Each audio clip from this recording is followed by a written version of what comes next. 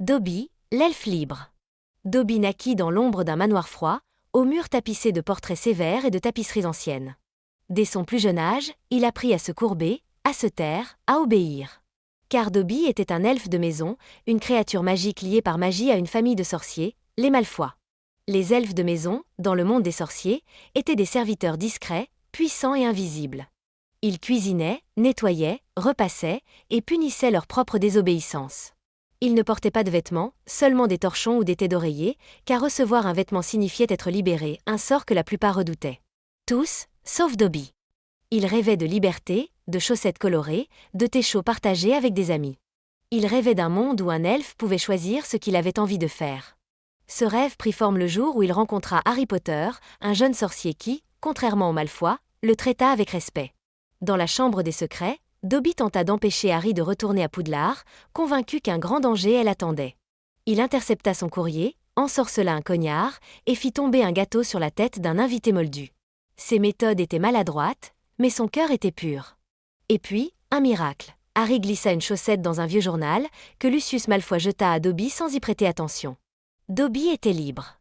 Il pleura, il dansa, il remercia Harry avec une ferveur bouleversante. Mais la liberté n'était pas simple. Dobby erra, rejeté par les familles sorcières qui ne voulaient pas d'un elfe libre et payé.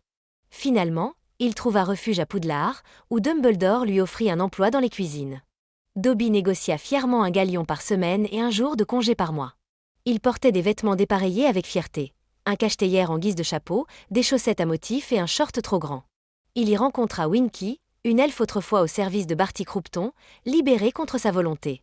Winky sombra dans la tristesse incapable d'accepter sa liberté. Dobby, lui, tenta de l'aider, lui offrant du soutien et des chaussettes. Mais tous les elfes ne rêvaient pas d'émancipation. Il y avait aussi Créature, l'elfe grincheux des Blacks, héritier d'un passé de haine et de servitude. Dobby, bien que méprisé par lui, ne cessa jamais de croire que même les cœurs les plus sombres pouvaient changer. Mais ce que Dobby aimait par-dessus tout à Poudlard, c'était la mode. Libéré de sa vieilleté d'oreiller, il devint un véritable fashionista des cuisines. Un jour, il portait un bonnet tricoté par Hermione, 3 cravates nouées ensemble, un short de Quidditch pour bébé, et 2 chaussettes volontairement dépareillées, l'une rayée orange et rose, l'autre noire avec des vifs d'or brodés. Il disait fièrement « Dobby ne porte jamais 2 chaussettes pareilles, monsieur. C'est un signe de raffinement elfique. » Les autres elfes de maison le regardaient avec de grands yeux ronds, mais Dobby s'en fichait. Il disait que la liberté, c'était aussi pouvoir porter un bonnet à grelots en plein mois de juin. Il était aussi un décorateur de Noël très enthousiaste. Un jour, juste avant les vacances, Harry entra dans la salle sur demande pour une réunion de l'armée de Dumbledore, et resta bouche bée. Le plafond était couvert de boules dorées qui flottaient doucement dans l'air. Sur chacune d'elles brillait le visage de Harry, accompagné de l'inscription « Passez un très Harry Noël ». Dobby surgit, les bras chargés de guirlandes, et dit fièrement « Dobby voulait que tout le monde se sente joyeux, monsieur. Et rien n'est plus joyeux que le visage de Harry Potter partout. » Harry, un peu gêné, tenta de protester. Mais comment en vouloir à un elfe qui vous offre un sapin décoré avec autant d'amour et de chaussettes? Dobby devint un allié précieux de l'Ordre du Phénix.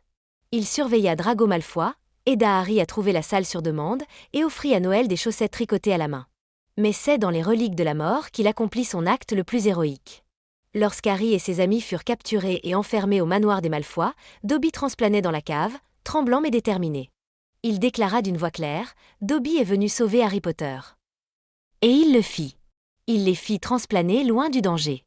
Mais au moment de partir, Bellatrix Lestrange lança un couteau. Dobby fut frappé. Sur une plage paisible, dans les bras de son ami, Dobby murmura ces derniers mots. Dobby est heureux d'être avec son ami. Harry creusa sa tombe à la main, sans magie. Sur la pierre, il grava.